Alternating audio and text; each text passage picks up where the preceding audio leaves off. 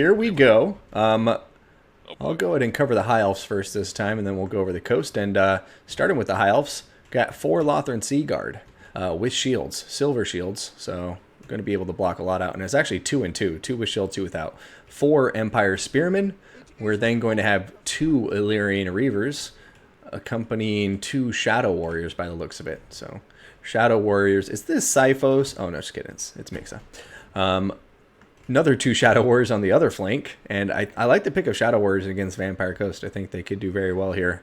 We're going to have a Mage of High Magic hidden in the trees on the far left flank, Book of Hoeth, Staff of Starwood Staff, Tempest, and Soul Quench with Shield of Sapphire. Ooh, Tempest and Soul Quench. I like those picks.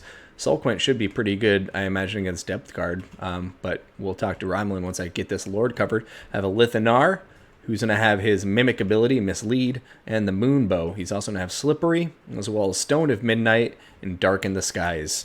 A Lithanar is the pick, and he is hidden. The sneaky bastard is just hiding next to this tree. Now, what do the vampires got for us? Now, the vampires have an interesting build. I'm going to say it's going to be pretty good for this matchup. And I'm not sure what you're gasping for, but I can't wait to hear. Vanguard. Oh, yeah. I see. Now, we do have 2 deckhand mobs, as well as 2 more deckhand mobs, being the Polar variant. At least, is there? No, there's only one. One Polar. Only one. Okay. Weird. Okay. For some reason, I was sure I saw 2. Anyway, now we do have 1 zombie pirate gunnery mob for a little bit of firepower. Now there is a ton of mobility on the field for the Vampire Coast. Looks like 2 scurvy dogs, as well as 2 Felbats. I'll make that 3 Felbats. Now we have 1 animated Hulk. We have 2 giant crabs for a little bit of a seafood special. Now we have old Count Noctilus. He has the full kit. The extra summon, the bombardment, the heck, Drown Dead, and Arcane Conduit. All the goodies in his kit, and there are 2 mortars as well for some extra firepower, which may prove difficult for the High Elf force. Now what has the High Elf brought for us, HW? I already covered the High Elves. Oh, good. Well, Force of habit. Get right into it. Indeed. Yeah, I think these mortars might be the win condition here. Yeah. If they stay alive all game, I think they may reap massive value. I mean, oh, the Reavers moved at the last second. I was looking forward to that crazy combat. Okay, there are 3 scurvy dogs, by the way. One of them is vanguarded. One of them's in the back. In the rear. Yeah, just behind the Lithanar. Yeah, here it comes. Let's see those mortars start firing away. And I'm surprised this. Yeah, Sea Guard. I think they should go after the Shadow Warriors for sure, especially with the point value. But yeah. Wow, it's a nice initial salvo. Look at that, half damage on those Sea Guard already. Yeah, and the first round they shot did do a little bit of damage on top of the Shadow Warriors. But I agree with you, the Shadow Warriors are probably an easier target to hit for the mortars, but I guess you can make the counter argument that the disciplined formation means when the mortar shot hits, look at the damage it does to Lothran Sea Guard. Oh my god. Half health off of 1 volley. Just from the 2 of them. But yeah, that's crazy. And the crabs are pushing the hill like this, and oh wow. The bats may catch the caster here. Will they catch the caster? If so, that'd be a massive. I mean, at least the caster has nearby units to shoot him to death if that happens, but the mortar is just devastating the Lothran Sea Guard right now.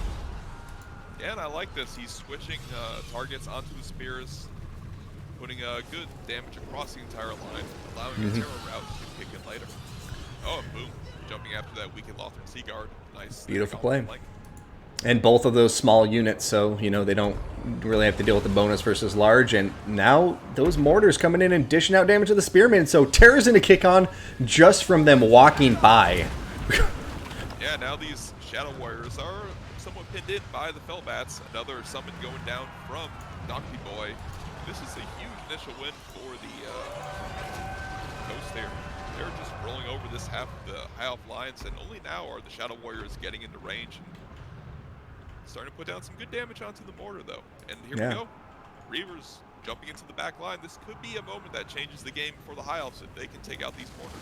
Absolutely, because, I mean, even if they just have these two Shadow Warriors and Lothern Sea Guard on this side of the battlefield, if they take care of the mortars, they'll be at a distinct advantage in the range department. But so far, though, my major concern is these two Rotting Leviathans. What do the High Elves have to deal with them? I mean, yeah, they have plenty of missiles, but they're not the best armor-piercing missiles. And it's really just a Lithanar and Soul Quench. Yeah. Besides that, yeah. But they do have a lot of missile fire. But, wow. That push forward did not go so well for the High Elves. Oh, wait. A mortar is gone. Yeah. One of the mortars. But they did lose a Reaver for that. Well, I guess, but, I mean, now the animated Hulks are just going to die. Nothing on this side of the battlefield they want to get an engagement with. Shadow Warriors, I guess, is what they'd want to close the gap with, but they have Spearmen between them, and they don't have the best armor value. I think it's only, what, 35? Yeah, 35 armor value. So I guess we'll see, but I have to say, the mortar play here so far has been devastating. And as for chevrons, was that put on before the battle start or after? No, I'm pretty sure that just happened with all, yeah. That's insane. Yeah, pretty darn sure. Anyway, this is a huge play. The Reaver is jumping into the back line, trying to get onto that mortar. If they do so, the Vampire Coast may find themselves split across this battlefield with more mobile Elven force able to rain fire down upon them. I think we're seeing that happen. There goes the second mortar, and all of these units from the Vampire Coast over here are in a very precarious position. They have nothing to support them in the combat against these Shadow Warriors and Lothern Sea Guard, and I think all of this, all of the units for the Vampire Coast that were left behind are going to get slaughtered.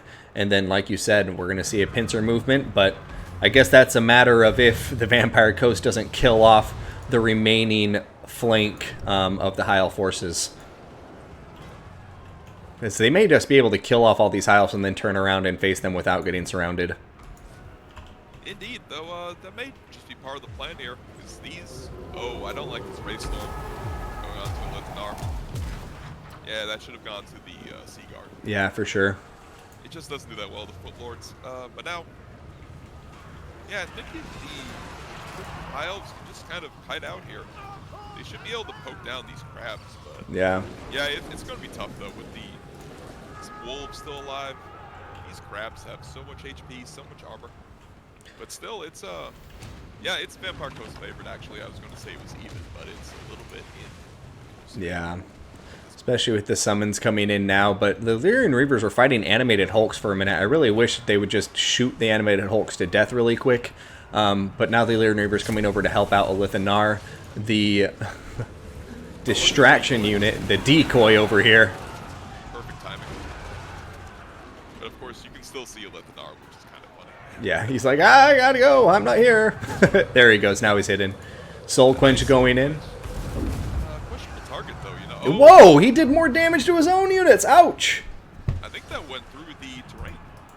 And yeah, it just blasted those Shadow Warriors in the face. A little snowball surprise. But, oh, here we go, a Tempest being used to kill the Fellbats, maybe?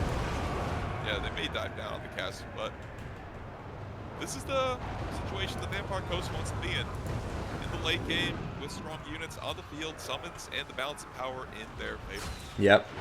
Really help prevent that crumbling, and yeah, it's just looking really bleak for the High Elves. Their missiles are finally getting a nice concave formation, firing into the vampire blob from all sides, but just not enough missiles, not enough ammunition. Pretty sure they've been left on fire at will the entire battle, and at this point, it's just going to be too late. Absolutely. The next volley from the High Elves may trigger army losses against them, ironically, and yeah, I think the first game will go to the Chosen. It seems that way. Migsa putting up a hell of a fight here, but yeah, just the vampire, not enough butter, man. And if you don't bring enough butter to eat these crabs, they're going to eat you. I tell you what. You got this much crustacean on the field, you need the extra helping of butter. Oh, here we go. Nice little quench, but oh, it's a complete miss. Yeah, I mean, I really don't know what the High Elves can do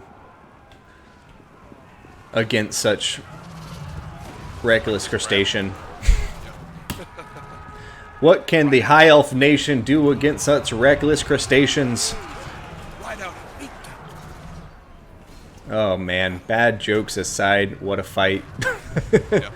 And yeah, I mean at this point, probably time to concede. I guess the Lithinar are still alive. There's still archers fighting. The Caster's still alive, actually. Lyrian Reavers are still alive. I mean, there's really not much else left for the vampires. But there's no ammunition left. Yeah. Oh boy. Yeah,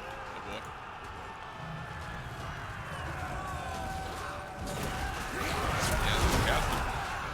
Perhaps.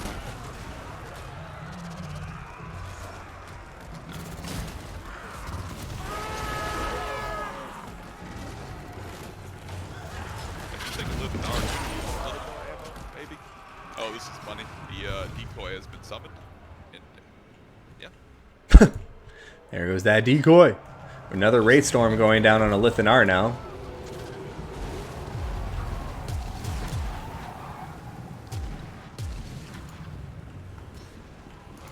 Yeah, I mean, it does okay damage, but there's a lot from Seaguard, which is in a dense block.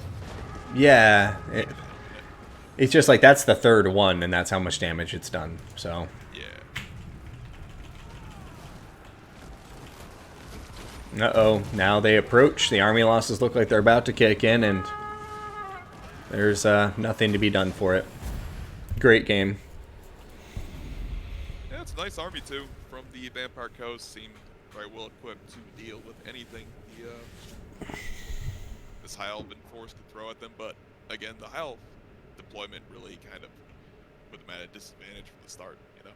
Yeah, it took so long for their right wing to even get in combat. Their left wing had already been crushed so hard by the mortars and everything that at that point, you know, it just looked like Chosen of the Norns decided, well, I'm doing this well. I'm just going to crush this flank, and as long as, you know, he's wasting his ammunition by the late game, as long as my crabs are alive, game over.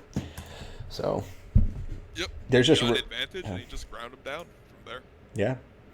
And I do like to see, like, if you're bringing this many missile units, and I don't think it's a bad idea to go heavy on the missile department against Vampire Coast, because oftentimes you see a lot of zombie chaff, a lot of, you know, handguns that you can outrange, but I'd either like to see a net or something with enough mass to pin some of these crabs in place, you know? Yeah. Yeah, as opposed to a high caster, probably a light caster, you know? Yeah. The net is just more utility. And, yeah. You know, you could net the crabs. With Tempest, there was only really these fell bats, but with a net, everything could have been slowed. Tempest had, limited targets as well also. Not many units to protect all these archers. Only 2 Illyrian Reavers. I think you need at least a couple more, or at least 3. Yeah. I think 2 is, it's risky, you know, because with 1 eliminated early on, well, actually, no, he had 2 later on, but still, he lost 1. The other one didn't do enough damage later on. Yeah. He was trying to kill some doggos, which were just wrecking havoc in the back lines, but yeah, definitely a better net, since he had a net, but not really the best net for this circumstance. Then more to protect these archers, because yeah, I like this idea with mass missile play. Sometimes you just can bring standard archers, though. You can almost bring more missile units, you know?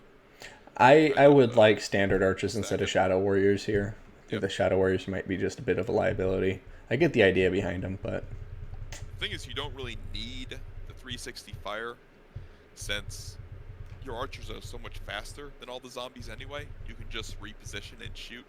You're really just worried about scurvy dogs with the 360 fire, so you can pull away. I mean, Shadow Warriors are nice to snipe artillery and what have you, but sometimes just massive missile play across the line with a lot of cheap units can be very frustrating for the Vampire Coast, because they can't seek high value targets. And Yeah.